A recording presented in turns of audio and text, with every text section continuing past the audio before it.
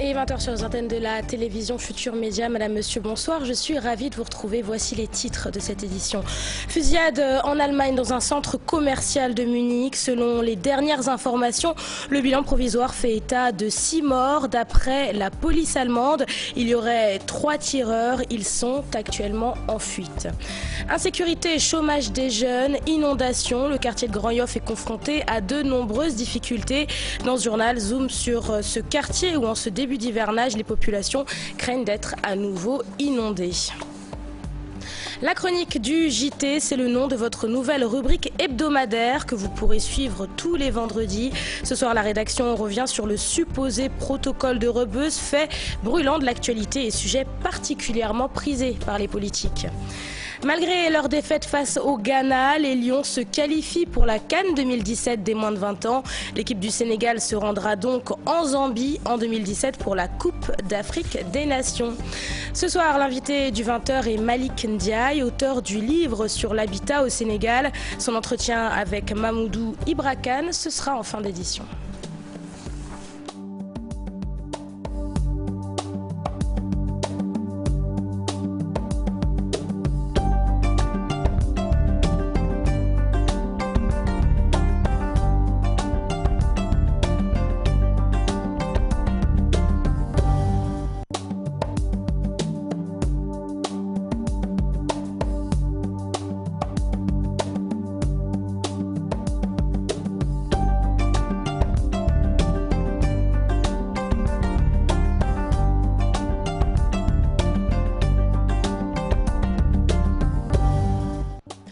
Bienvenue à tous et merci de vous informer sur la télévision Futur Média. L'actualité de ce vendredi 22 juillet marquée par cette fusillade à Munich en Allemagne. C'est dans un centre commercial situé près du stade olympique que la fusillade a éclaté. Selon les dernières informations, le bilan provisoire fait état de 6 morts.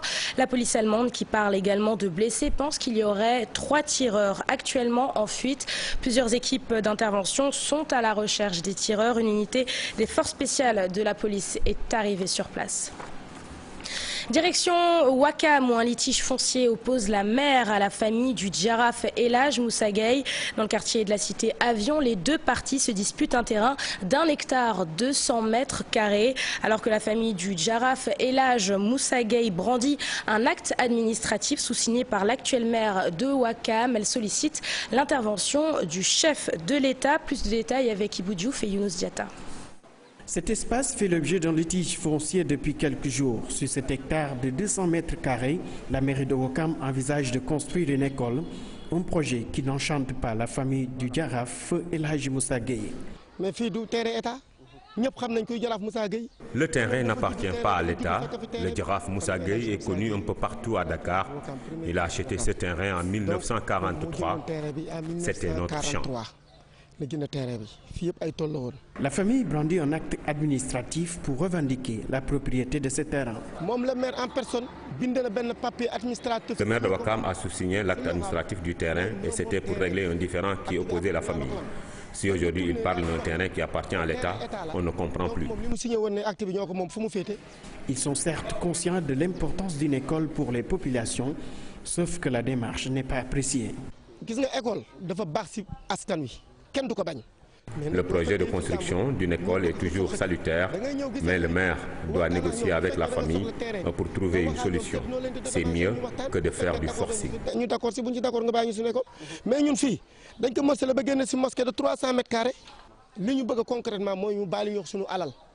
En attendant de trouver une solution à ce différend, la famille de Elhaj Moussa Gueye ne compte pas céder son terrain. La mairie de Ouakam, elle, occupée, devra apporter sa version dans les heures à venir. À présent, zoom sur le quartier de Grand Yoff. Malgré les efforts de modernisation entrepris par les autorités locales et nationales, Grand Yoff reste confronté à de nombreux problèmes, dont l'insécurité. Pour les populations, se promener à certaines heures comprend de nombreux risques. Dans la banlieue, le chômage endémique des jeunes est l'une des principales causes de l'insécurité. C'est ce que nous expliquent Maïmouna Ndiaye et Léa Niafouna. Derrière ces artères, un quartier populaire né dans les années 1950. À Grand Yoff, les groupes ethniques sont variés, le chômage une réalité. Dans les rues et ruelles, le chômage peut être constaté à tout moment ici à Grand Yoff. Certains jeunes d'ailleurs s'adonnent à des activités malsaines. La majorité vend du chanvre indien. C'est à l'État de nous venir en aide. Nous sommes désemparés, nous ne savons plus quoi faire. Les jeunes marchands ambulants sont souvent déguerpis, mais à chaque fois ils reviennent. Ça, c'est un vrai problème dans notre quartier. Nous avons peur, nous nous tairons dans nos maisons, mais il faut aussi souligner que les marchands ambulants n'ont pas où aller. Le manque de qualification à l'origine de tous les maux, l'entrepreneuriat, une solution. Le gouvernement ne peut pas résoudre tout ce gap. Il y a tellement de jeunes chômeurs à Grand Yoff. Ils doivent chercher un métier, à défaut, trouver une qualification. Moi, je suis contre cette tendance. De petits commerces qui finissent par occuper la voie publique, un quartier qui ne peut plus contenir ses habitants, l'insécurité s'installe. Je suis désolé de le dire, mais il n'y a pas de sécurité dans ce quartier. La police de la localité fait certes des efforts, mais il reste beaucoup à faire. Il est même dangereux de circuler certaines heures, surtout pour les non-résidents. Moi, par exemple, je ferme boutique très tôt, dès le crépuscule. Fort taux de chômage des jeunes, manque de qualification, insécurité. À cela s'ajoute le manque d'assainissement. nawet bee ngi ñëw ñu ci bëri fu mu toll nii seen place yi amuñu mbaar bi nga xamante ne war na leen couverture pour ndox meeg yooyu waaw ci wàllu canal bi tamit war nañ ko mën a jàppale pour dindul ñu salte yi ci canal bi. Nous restons à Grand Yoff où avec l'arrivée des premières pluies, de nombreux habitants du quartier craignent d'être à nouveau inondés. Il faut dire que la commune est particulièrement exposée aux inondations. Dissa Prera et Mardien se sont rendus sur place à Grand Yoff. Arafat, Grand Yoff, quelques heures après les premières pluies qui se sont abattues sur Dakar. L'hivernage, une saison tant redoutée par les habitants de Grand Yoff. El Hadj Mamadou Diallo habite au quartier Djidda 2. Cela fait des années. La saison des pluies est toujours un calvaire pour ce père de famille. Cela fait 25 ans que j'habite ici. Pendant l'hivernage, on vit un véritable calvaire. L'eau atteint 3 mètres de hauteur. La 3 de mes moutons ont péri à cause des eaux de pluie. Alioune Touré, un autre habitant de Djidda 2, fait face aussi aux problèmes liés à l'inondation. Pour protéger sa maison des eaux, il a construit une digue de protection. Mais même avec cet ouvrage, difficile d'échapper à la montée des eaux. Il s'agit simplement d'un but de protection. Parce que si les eaux stagnent, il y a l'humidité dans nos chambres. Et quelquefois même, il y a des infiltrations d'eau. Nous avons très peur, franchement. Nous craignons pour cet hivernage-là. Autre quartier, même localité, nous sommes à la cité millionnaire. Dans cette partie de Grand Yoff, l'hivernage est source d'angoisse pour les riverains. Une difficulté accentuée, selon cet habitant, par l'érection de l'échangeur de l'émergence. Chaque année, quand il y a de fortes pluies, les populations sont dans une situation inconfortable. Maintenant, ce qui amène l'angoisse et l'inquiétude en ce moment précis, c'est qu'il y a eu des travaux qui ont été entrepris par l'État et qu'on appelle le pont de l'émergence. On avait pensé justement qu'avec ce pont-là, c'est la fin des calvaires, aussi bien pour les usagers de la route, mais aussi pour les habitants de la cité millionnaire. Mais on se rend compte en réalité que nous sommes en face de vivre un véritable cauchemar. 3 ans après, Grand Yoff se souvient toujours de la grande inondation qui a envahi le quartier. Depuis lors, beaucoup d'efforts ont été faits, mais le quartier accueille tous les eaux de ruissellement des cités environnantes. L'urgence aujourd'hui est de revoir l'assainissement de la localité. On passe à la politique à présent. Malgré les mises en garde de certains responsables du Parti socialiste, Barthélémy Dias continue ses tournées sur le territoire national. Hier, à Kaffrine, le maire de Mermoz-Sacré-Cœur a fait une sortie remarquée en exigeant la destitution d'Abdoulaye Wilane comme porte-parole du PS. Pour le porte-parole adjoint du Parti socialiste, l'attitude de Barthélémy Dias est inadmissible. Sa réaction dans ce reportage signé Al-Hassan Ba et Younous Diatta. Barthélémy Diaz n'a pas raté le porte-parole du Parti socialiste jusqu'à même demander sa destitution. Le porte-parole adjoint apaise et appelle à l'unité. Le plus important dans tout cela, c'est le parti, c'est les valeurs socialistes que nous défendons. Maintenant, éviter les querelles de personnes. Parce que Wilane aujourd'hui a été membre du secrétaire exécutif national, chargé porte-parole du parti. Et ça a été légitimement décidé dans le bureau politique. C'est un poste qu'il a légitimement. Toujours dans son propos, Moussa Bocar Thiam réaffirme l'ancrage du PS dans la mouvance présidentielle. Nous ne sommes pas un parti d'opposition. Nous sommes un parti de la mouvance présidentielle. Donc la logique voudrait que l'on conserve le Benno Bokk Yakaar qui a fait un excellent bilan depuis 2012. On ne peut pas projeter le parti sur des élections sur 2019 en disant tel serait candidat, le parti aura son candidat. À que je sache aujourd'hui, le parti n'a aucun candidat. Pour Barthélémy, oui, c'est une démarche de combat parce que lui, autant que les autres que l'on peut qualifier aujourd'hui de frustrés, veulent un autre positionnement pour 2017, voire même pour 2019. Inadmissible, juge le socialiste, les tournées qu'effectue son camarade de parti Barthélémy Diaz. Pour l'analyste politique, la séparation entre les deux camps se dessine déjà, mais l'on ne sait quand l'effectivité. Qui va gagner ce combat? Est-ce qu'on va aller vers la fracture ou la déchirure? C'est comme vous voudrez. Je pense que c'est une position extrêmement délicate aujourd'hui que vit le Parti socialiste de manière générale. Parce qu'aujourd'hui, des tournées intempestives, sans adhésion du bureau politique, sans concertation, ne servent à rien. On ne peut pas permettre à des responsables politiques de faire le tour du Sénégal pour semer la zizanie dans nos rangs. Le maire de Ourossogui rappelle que les 139 coordinations sont unies autour du secrétaire général Ousmane Tanor Dieng. Il demande aux responsables qui n'ont plus la même conviction que le parti de démissionner. On parle de toute autre chose à présent, de la cérémonie de clôture ce vendredi du séminaire de formation thématique sur le contrôle frontalier. Un séminaire qui, d'après le directeur de la police nationale, vient à point nommé au moment où la porosité des frontières fait débat. Écoutons l'inspecteur général de la police, Oumar Mal, directeur général de la police nationale. Ses propos sont recueillis par Adi Atala. Le renseignement transfrontalier n'est pas l'apanage exclusif de la DEPAF, mais de tous les services qui se trouvent le long de la frontière. À travers vos contacts quotidiens avec les populations, à travers donc vos mouvements le long de la frontière, il vous arrivera de nouer des contacts avec la communauté qui sera sensibilisée donc justement sur les problèmes de l'heure, principalement occupés par le terrorisme et la criminalité connexe. Ça nous permet doublement de lutter contre le pillage de notre économie, mais également de favoriser le développement durable de notre pays en participant à sa stabilité, à la sûreté de l'État, bref, à la paix et à la tranquillité publique.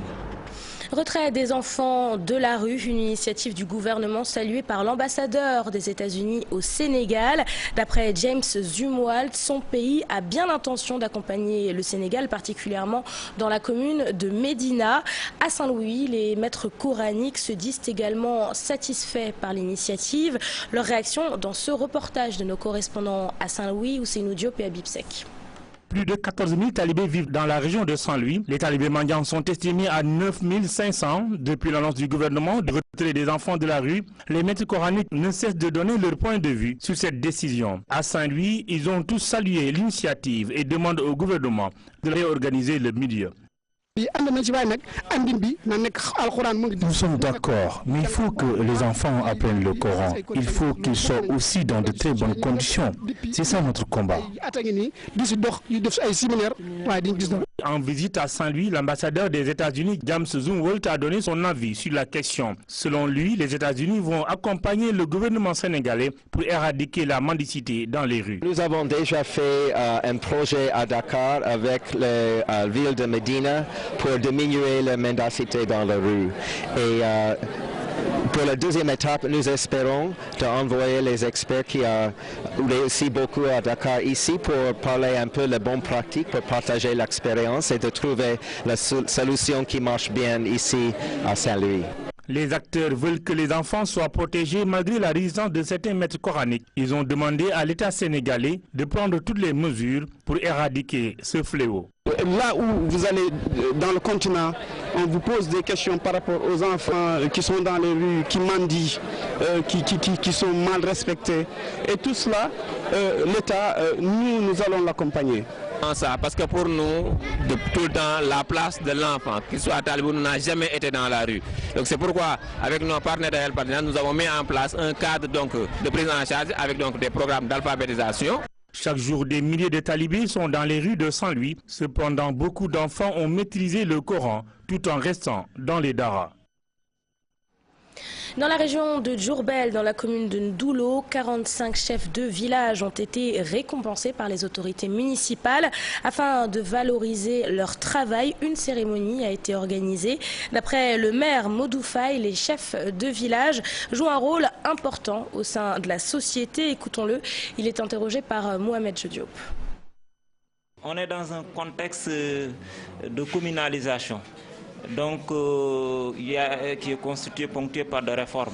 Donc, le chef de village doit avoir un statut digne de son nom, de son rang également.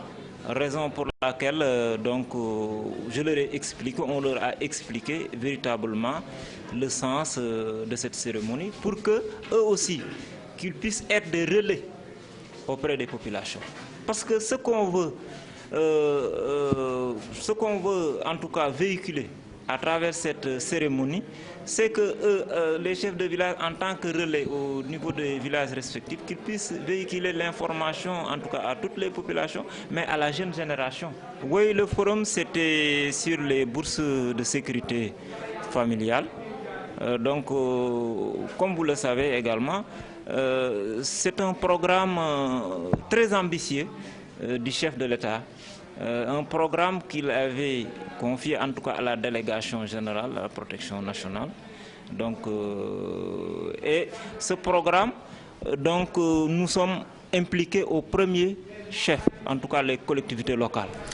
Conférence de presse ce vendredi du promoteur hôtelier Koro Makfaï. D'après lui, alors qu'il était prêt à signer un contrat avec des investisseurs ukrainiens, des personnes mal intentionnées lui auraient mis des bâtons dans les roues. Pour la construite de son complexe hôtelier, 2 milliards de francs CFA lui ont été proposés. Retour sur sa conférence de presse et même mieux, nous allons l'écouter. Il est au micro de Chartidiane John. 1 hectare 56. Avec 3 hectares 56 moom mooy li indi coow li. Samba Faye réclame toujours ses lopins de terre. Le promoteur hôtelier brandit ses photos, une manière de montrer à l'opinion que de 1978 à 2008 qu'il a investi sur le site de Pointe-Sarène. Le site de Pointe-Sarène a créé des emplois directs et indirects. Au total, 17 personnes y gagnaient leur vie. Koro Makfaï sort un autre document qui montre qu'il avait déjà des partenaires ukrainiens qui étaient prêts à débourser plusieurs milliards. Ils sont prêts pour nous décanter 2 milliards pour les travaux. J'avais des partenaires ukrainiens qui avaient décidé de me prêter main forte. Aujourd'hui, ils se sont retirés parce que des personnes mal intentionnées disent du n'importe quoi sur moi. Aujourd'hui, il est difficile pour lui de dire avec exactitude la somme qu'il a injectée sur le site qui se trouve à la Pointe-Sarène, localité située dans la commune de Malicounda. On parle culture à présent, vie, mort et résurrection. C'est le thème de l'exposition de l'artiste Abdoul Aziz Gueye. À travers ses œuvres, il invite les visiteurs à réfléchir sur des questions existentielles. Aïssatou Paye et Atanarba ont visité cette exposition. Suivant leur reportage. 3D, le thème de l'exposition de Abdoul Aziz Gueye, jeune, artiste épris et en quête de liberté. Le jeune homme de 27 ans cherche un moyen d'expression libre à travers ses toiles sombres et expressives à la fois. Toujours, j'étais en quête de liberté, même dans ma perception artistique. Mais je me suis rendu compte qu'on ne le trouve nulle part, cette liberté. Mais par contre, j'ai pu trouver un champ très vaste pour pouvoir vraiment m'amuser au niveau expression artistique. Et elles ont tout un lien à la sorte de mixer. J'ai fait en sorte de compiler toutes mes œuvres convergeant en un seul thème, qui est la vie, la mort et la résurrection. Je me sens très libre parce que le message passe très bien. Et d'habitude, on a peur de parler de la mort. Et derrière une toile avec de jolies couleurs, je pense que le message peut passer mieux. Donc oui, je me sens content et je sens que le message passe, quoi. Les toiles nous interpellent, particulièrement celle que voici, une histoire entre un petit-fils et son grand-père. Le petit-fils demande à son grand-père, quel âge avez-vous? Le grand-père réplique en lui disant qu'il a 1 heure et il a répondu spontanément juste 1 heure, quoi. L'enfant stupéfait, il demande mais comment avec toutes tes rides, avec ta barbe? Le père lui raconta que pendant 1 heure, il a su apprécier et aimer la personne qu'il a toujours voulu aimer. Et sûrement la grand-mère de l'enfant, la grand-mère de l'enfant, donc oui, sa femme. Et peut-être ils étaient dans des situations très difficiles qui ne permettaient pas leur union, mais il expliqua que pendant 1 heure, il a aimé et il a vécu un amour éternel. Abdoulaziz s'intéresse de près à l'enfance. À voir des choses que l'adulte ne peut pas voir, à ressentir et à comprendre. Malheureusement, peut-être même heureusement qu'il ne parle pas. Et vice-versa, quand on est vieux, on devient enfant. Et c'était une manière aussi d'expliquer un tout petit peu ce sujet de discipline, indiscipline, c'est l'enfant qui doit être éduqué. Moi, je pense que l'adulte doit être éduqué avant que l'enfant soit éduqué. Donc, sur cette toile, c'est un enfant vieux. Donc, c'est pour dire qu'on doit plus tenir compte des enfants. Un touche-à-tout, l'artiste peintre de l'audiovisuel aux décorations murales.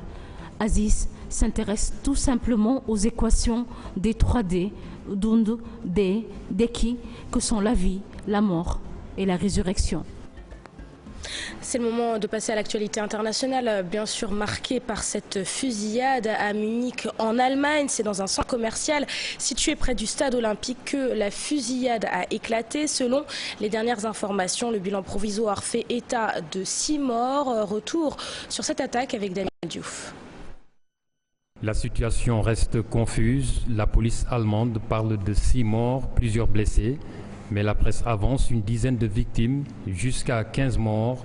Selon nos confrères de RFI.fr, un employé à l'intérieur du centre commercial a déclaré à l'agence Reuters qu'il y avait de nombreux coups de feu et que le personnel des magasins se tenait confiné dans les locaux. La population munichoise invitée à rester chez elle, le quartier du centre commercial bouclé et les autorités continuent d'évacuer les personnes à l'intérieur du centre. La fusillade aurait démarré à 18h heure locale aux abords d'un restaurant McDonald's situé dans le centre commercial. Le tireur serait en fuite dans le métro munichois, la gare centrale de Munich en cours d'évacuation. Plusieurs équipes d'intervention de la police allemande sont sur les lieux à la recherche du tireur.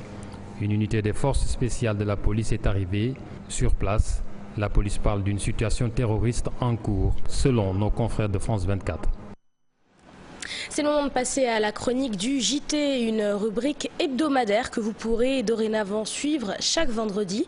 Ce soir, la rédaction s'intéresse de près à un fait brûlant de l'actualité, sujet qui a permis à de nombreux hommes politiques de faire la couverture des journaux. Le supposé protocole de Rebus est au cœur des débats. La chronique du JT revient sur cette affaire et elle est signée Papis Diao. Le protocole de Rebus est par extraordinaire l'affaire politico-judiciaire la plus longue de cette décennie.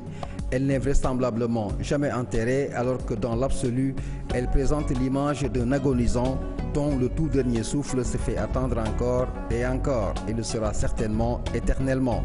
Si ce fameux protocole est aussi croustillant pour les adeptes des feuilletons, il est par contre une terreur pour l'accusé et une grosse angoisse pour l'accusateur.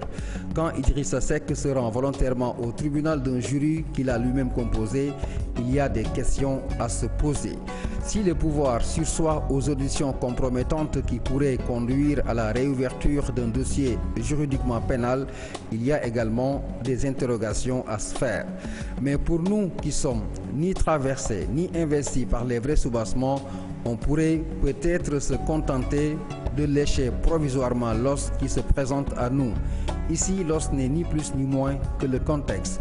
Un contexte qui se traduit pour le pouvoir par un relatif apaisement à la suite d'un dialogue national, de la libération de Karim Wade et d'un éphémère consensus sur le principe de la révision du fichier. En d'autres termes, le régime a plus besoin de souffler que d'embrayer à nouveau dans un nouvel épisode judiciaire. Alors, cette reculade stratégique du pouvoir est une astuce politique, voire une gestion intelligente du contexte.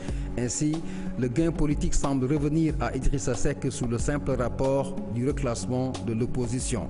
Au lendemain du référendum du 20 mars qui consacre le statut de chef de l'opposition, l'ancien Premier ministre de Wade s'octroie une très bonne place en perspective du leadership de l'opposition.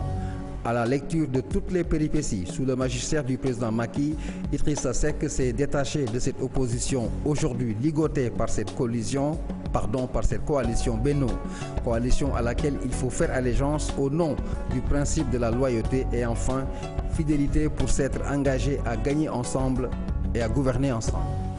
Avant d'ouvrir la page des sports, retour sur cette conférence de presse qu'a tenue ce vendredi l'ambassadeur de Turquie à Dakar. Le compte-rendu est signé d'Issa Prera et Ababacar Kamara. Ce 15 juillet 2016, la Turquie a été secouée par une tentative de coup d'État. L'ambassadeur de Turquie à Dakar a tenu face à la presse à apaiser l'opinion sénégalaise sur la situation. Selon son Excellence Nilcir Erdem Erl, la Turquie est une démocratie et elle le restera. Un événement historique et extraordinaire. 15 juillet au soir, c'était une tentative de coup d'État qu'a vécu la Turquie. Cette tentative, Près d'une semaine après cette tentative de déstabilisation, le Parlement a voté une loi instituant l'état d'urgence pour une durée de 3 mois. Fethullah Gülen et son organisation, accusés d'être derrière cette tentative de coup d'État, pourraient être extradés. Une procédure est déjà lancée dans ce sens. Derrière cette tentative de coup d'État, c'est l'organisation terroriste de Fethullah Gülen qui est en cause. Donc les démarches ont été faites, les dossiers d'extradition ont été envoyés aux États-Unis et le nécessaire est en cours.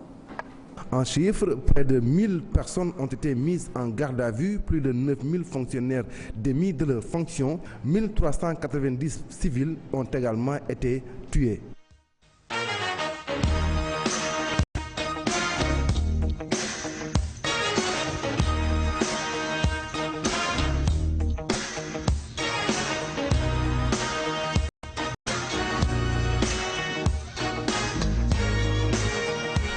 La page des sports que nous ouvrons avec cette bonne nouvelle puisque les Lions des moins de 20 ans sont qualifiés pour la CAN 2017 qui va se dérouler en Zambie.